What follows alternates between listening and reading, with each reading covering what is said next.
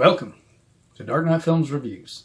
I'm your host, Spease, and today we are looking at Ash vs. Evil Dead, which ran for 3 seasons between 2015 to 2018. Ash vs. the Evil Dead stars Bruce Campbell, Ray Santiago, Dana DeLorenzo, Jill Marie Jones, Lucy Lawless, Arielle Carver-O'Neill, Lee Majors, Lindsay Farris, Joel Tobeck, Emilia Burns, Ellen Sandweiss, Ted Raimi, Rebekkah Farrell, and Ncholas Hope.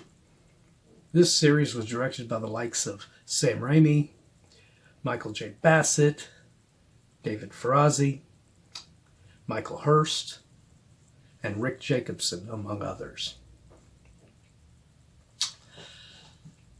Now, a TV series, my first television series I'm reviewing on my channel. So, a lot of firsts lately. I had my first Marvel movie with Werewolf by Night, and then I had my first kids movie with Monster Squad, and now I've got my first TV series review here. So, Ash vs. Evil Dead is a direct continuation of the Evil Dead franchise.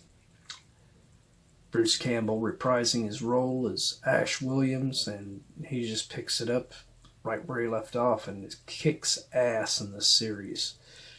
You get new characters with Ray Santiago as Pablo Simon Bolivar and Dana DeLorenzo as Kelly Maxwell. And those two characters are really cool characters and cool additions to this franchise. Then you get Jill Marie Jones as Amanda Fisher. She is really good in this as well. And of course you get Lucy Lawless as Ruby Noby and Arielle Carver-O'Neill as Brandy Barr and Lee Majors as Brock Williams. Yeah, Lee Majors playing Bruce Campbell's Ash's dad. Pretty fucking cool. Now, the pilot episode was directed by Sam Raimi. Most of the other directors directed, a lot of them directed multiple episodes, like Michael J. Bassett, as I said, David Frazee, and Michael Hurst, and Rick Jacobson. That's why I mentioned them over some of the others, because some of the others only directed like maybe 1 or 2. So, the initial villain in Ash vs. Evil Dead Season 1 is a creature called Elagos. Really unique looking creature. I don't even know if I would call this one a deadite, because it does not look like a traditional deadite. Most of the other deadites in this look really good. They look like deadites that you'd see in the original series, as opposed to the 2018's deadites, which have the red eyes and do not look like deadites from the classic series. So, I thought that villain, Elagos, was a pretty memorable, cool villain. He ends up possessing Kelly Maxwell for a short period of time, and ends up causing quite a bit of havoc before being stopped, finally. But the first season was excellent until the final 3 episodes, I believe. And then it kind of pissed me off. Jill Marie Jones's Amanda Fisher was so good throughout her story arc in this, and she had so much more story to tell. Yet for whatever stupid fucking reason, they decided that in one of the next to the last episodes to fucking kill her. off. And then the following episode after that, they have her turn into a deadite and then get killed as a deadite as well. So, you know, this character should have been a character that was in this series from season 1 all the way up until season 3. I wouldn't have minded seeing season 3 where she dies in that one. But to kill her off, she was such a great character. That was a thing that it was hard for me to forgive the series for. And I don't think I ever did. Season 1, basically, our villain is revealed to be Lucy Lawless, Ruby, who looked like she was the good character throughout it, but by the end of it, it was revealed she's bad after all. I mean, season 2 came out and it had, Lee Majors playing Brock, and he's cool. I like him. It's freaking Lee Majors. I mean, he's fucking badass. And he plays his dad really fucking cool, just like he plays everything in his career. No, the day you went to that cabin and... And what? Go ahead, say it. We're both thinking the same thing, say it. Killed those kids.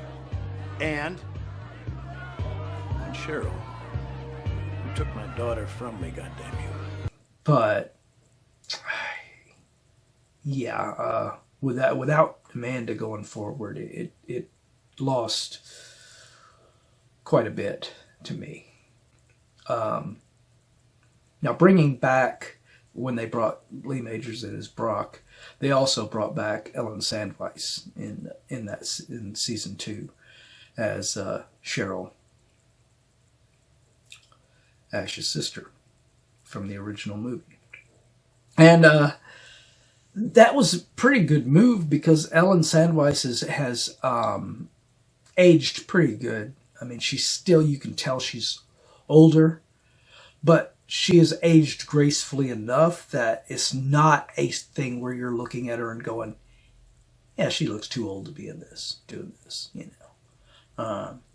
She still looks pretty good for the character, as the character. They brought back Linda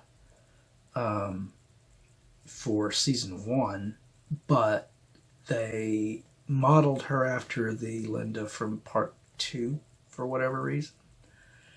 But I have to give him credit. Rebekkah Farrell, who was playing Linda in that sequence, looks damn near identical to the original actress in Evil Dead 2 playing Linda. So props for the casting on that, though. I mean, that was damn good casting. Ted Raimi plays in this series in season 2, where he plays Chet Kaminsky to begin with, and he's just a fun, enjoyable little character that he plays throughout it. Pink Fuck is a proprietary mix of liqueurs and spirits garnished with orange rind and nutmeg. Oh, and there's a shit ton of ketamine in it. Until he is eventually killed by Cheryl. And then he surprises everyone here in this second season. By the very end, he reprises his role as Henrietta from Evil Dead 2. Yeah, that was pretty interesting getting to see him play Henrietta again. Let's have some fun while we...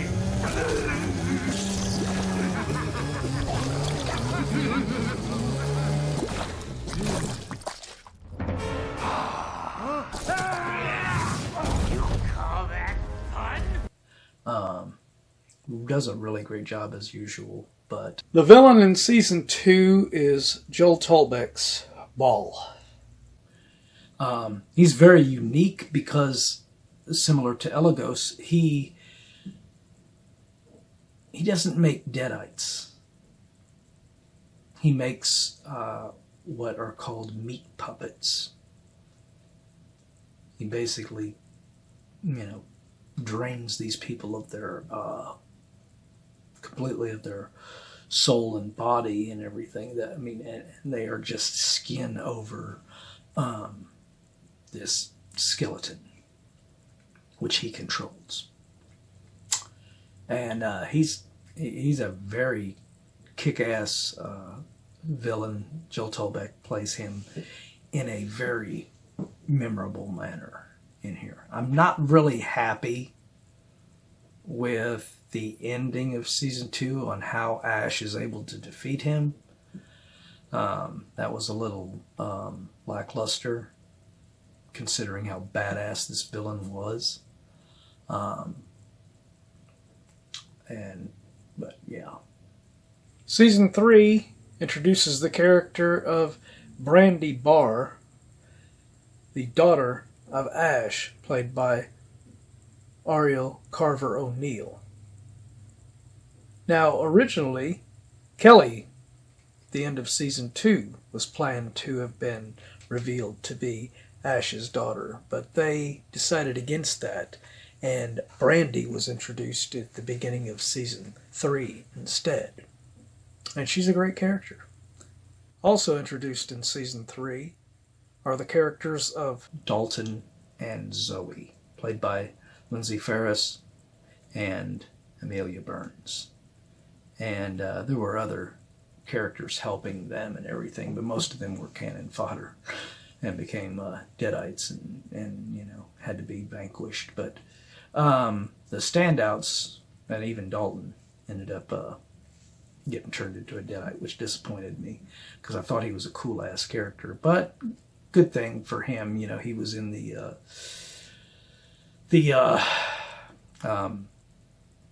other realm where you go when you die, the dead zone, or whatever you want to call it. So when Dana DeLorenzo's Kelly dies, she ends up getting back together with Dalton because Dalton was her ex-boyfriend. She gets together with him in that area and he helps her to get out of there and everything. So yeah, he was a cool character. And Zoe, she's cute. I think she's cute, but she doesn't get as much to do as what Dalton does in this series. But overall, I think Ash vs. Evil Dead is a great successor to the Evil Dead franchise. I've heard that Bruce Campbell has announced that there is going to be a revival of the series as an animated show because he's not going to play the character in live action anymore.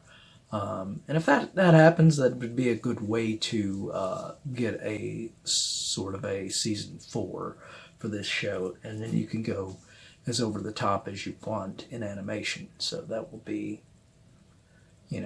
pretty interesting, especially if everybody comes back for it.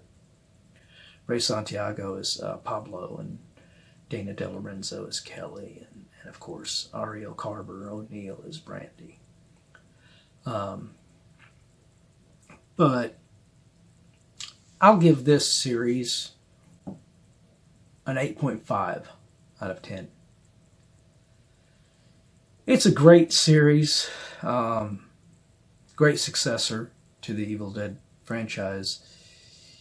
Ash is a great character in this, and Bruce Campbell is still playing him to the utmost badassery as he did in the original 3 films.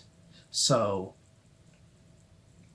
and you tack on Lee Majors as his dad in this thing, and add cool performances by Ray Santiago and Dana DeLorenzo and Lucy Lawless and Jill Marie Jones and Arielle Carver-O'Neill, and you've got a pretty damn good show. I just wish that Jill Marie Jones is Amanda Fisher had been there for the long haul. Like I said, I wouldn't have minded her dying in season 3, but